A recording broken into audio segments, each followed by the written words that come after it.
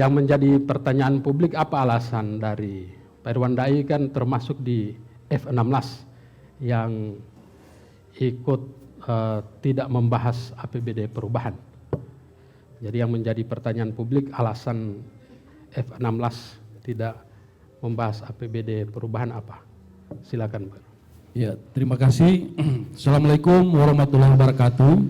Waalaikumsalam warahmatullahi wabarakatuh. Yang saya hormati teman-teman ketua fraksi Nasdem, PKS, Golkar, dan juga ketua DPD Hanura, seluruh praktisi yang hadir hari ini, Pak Tommy Ishak, ketua DPD Gerindra, yang alhamdulillah juga anggotanya masuk di tim 16 di APBD perubahan.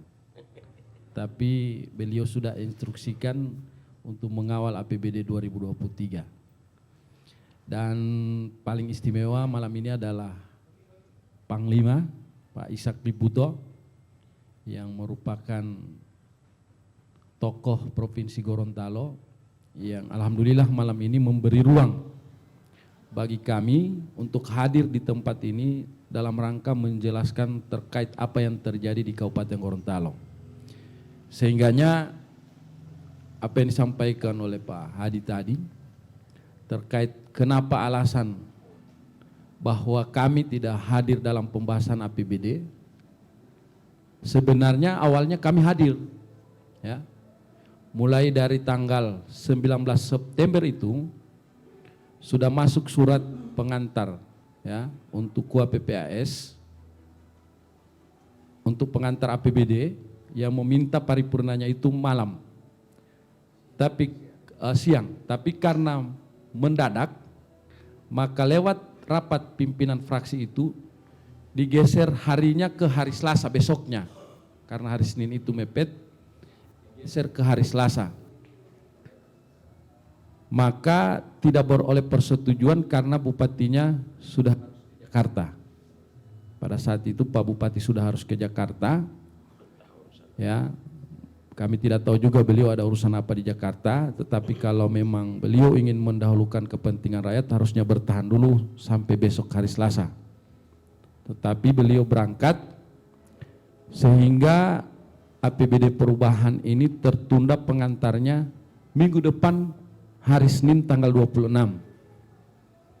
Jadi pada saat itu setelah rapat pimpinan fraksi ditindaklanjuti rapat badan musyawarah menentukan pengantar APBD itu dilakukan tanggal 26 September jam 9 pagi. Seiring perjalanan waktu, maka pada saat sudah menghadapi paripurna itu, tiba-tiba ketua DPR-nya telepon, SMS ke teman-teman bahwa paripurna ini mau dirubah ke jam 8 malam. Ya. Alasan Pak Bupati belum punya waktu di jam itu, padahal itu jam yang sudah ditentukan oleh badan musyawarah. Inti SMS ketua DPRD itu kami setuju. Ya. Kami setuju, semua fraksi, kemudian pimpinan dewan setuju, dan seharusnya pada saat itu setelah kami setujui, maka digelarlah rapat Banmus, merubah lagi jadwal, ya, dirubah lagi jadwal bahwa paripurna akan dilaksanakan malam. Tetapi sampai dengan waktu paripurna, badan musyawarah ini tidak ada rapat sama sekali. Sehingga menurut F16 paripurna malam itu ilegal karena tidak dirubah oleh badan musyawarah. Pada saat paripurna berlangsung, interupsi semua meminta waktu jedah 5 atau 10 menit. Kita minta jedah 5-10 menit, kembali rapat pimpinan fraksi, kemudian langsung Banmus saat itu menetapkan perubahan paripurna tetap jadi malam ini. Hanya merubah itu. Tapi sama sekali tidak pernah digubris oleh ketua DPRD, malah dengan sepihak kita masih berdebat, dengan sepihak menuruti kemauan fraksi P3 yang menyatakan bahwa paripurna tetap lanjut, dan itu diketuk. Maka ketukan palu itu menimbulkan kemarahan dari wakil ketua DPRD, wakil ketua 2 saat itu yang ingin memberi saran yang sama tetapi ditolak oleh ketua DPRD. Sehingga mulai isu itu dari awalnya dari situ. Oleh alasan ketua DPRD terkait ini Banmus, bahwa itu kan sudah dilakukan lama, kemudian itu kan sudah kebiasaan. Pertanyaannya berarti selama ini ketua DPRD melakukan kegiatan-kegiatan di DPRD secara ilegal.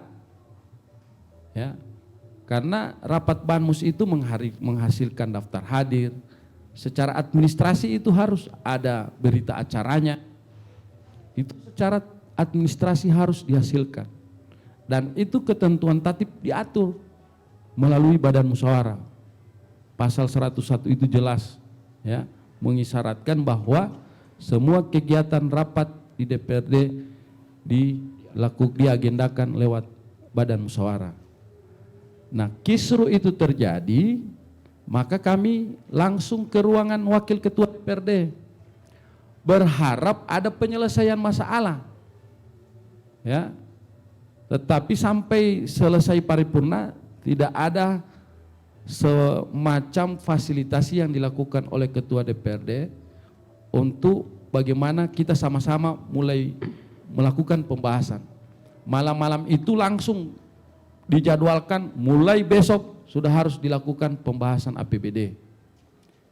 Ya, seharusnya sebagai ketua DPRD karena itu terjadi permasalahan dan kisru yang ada, harusnya besok itu selesaikan dulu ini.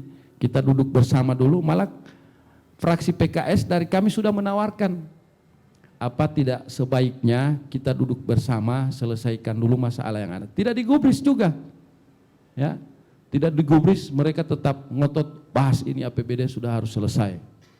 Maka dengan cara-cara seperti itu, maka kami juga mengambil sikap bahwa kita tidak akan membahas APBD perubahan, dan itu kita sudah sampaikan. Entah semangatnya dari mana sampai ini bawa ke paripurna pengambilan keputusan. Nah, di pengambilan keputusan itu kami 16 orang ini tidak hadir, ya. Tidak hadir, dan laporan yang ada di KPK itu bahwa kami walk out. Tidak ada walk out. Walk out itu hanya di pengantar APBD. Tetapi pada pengambilan keputusan APBD 16 orang itu tidak hadir. Dan sesuai tata tertib, ya, itu harus dihadiri 2/3. Maka 2/3 itu sekitar 24 orang yang harus hadir di paripurna, dan itu wajib terpenuhi, ya. Karena kalau paripurna tidak memenuhi quorum, maka hentikan paripurnanya, tidak bisa dilanjutkan.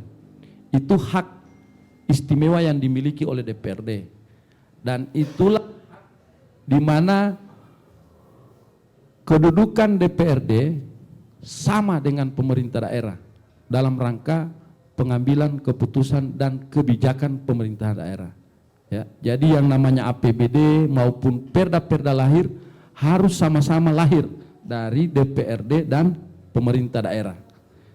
Tetapi bagi kami hari ini, sebahagian anggota DPRD mempersoalkan bahwa ini bisa, ini juga kami pertanyakan, ya. Padahal ini aturan mainnya ada di DPRD, dan kitab ini adalah kitab kita bersama. Kenapa begitu mudahnya, begitu sembrononya bahwa quorum rapat ini tidak dimanfaatkan atau tidak dipakai lagi, diabaikan, ya. Padahal semua itu kalau kita tidak pakai quorum, maka sudah pasti Bung Hadi, kita pastikan kacau DPRD semua daerah. Baik provinsi, kabupaten, DPR RI, kacau kalau tidak menggunakan lagi. Maka secara otomatis kami pun kalau menghentikan bupati tidak pakai quorum, hanya 16 orang bisa kita hentikan bupatinya. Tetapi karena ada quorum yang menyatakan misalnya kita untuk menghentikan bupati, wakil bupati, 3/4 dari 35 anggota DPRD yang harus hadir, ya. Jadi kalau memang tidak terpenuhi itu ya tidak bisa. Sehingga yang terjadi hari ini, ketika paripurnanya tidak quorum, oleh teman-teman ini dilanjutkan dengan pasal 34 ya. 34 itu pemberian waktu 1 jam, kemudian pemberian waktu 3 hari. Kalau kita melihat pasal itu adalah terpenuhinya quorum, hanya mau buju misalnya panggil kemari 5 orang supaya terpenuhi itu, supaya sudah bisa dilakukan. Hanya untuk bagaimana quorum itu terpenuhi sehingga diatur ini skor. Tetapi pada pasal 5 itu sudah langsung tutup. Jika quorum itu tidak terpenuhi, paripurna tidak bisa mengambil keputusan. Sudah selesai, tidak boleh dilanjutkan lagi. Yang terjadi adalah paripurnanya dilanjutkan. Nah, dilanjutkannya paripurna itu yang menimbulkan potensi bahwa dia cacat hukum, dan sebahagian orang menyatakan bahwa ini tidak berpotensi pidana. Tapi kalau kami menilai potensinya besar. Karena terkait perda APBD perubahan. Perda APBD perubahan yang pasti dihasilkan dari paripurna yang secara sistematis bahwa paripurna ini adalah tidak sah secara hukum.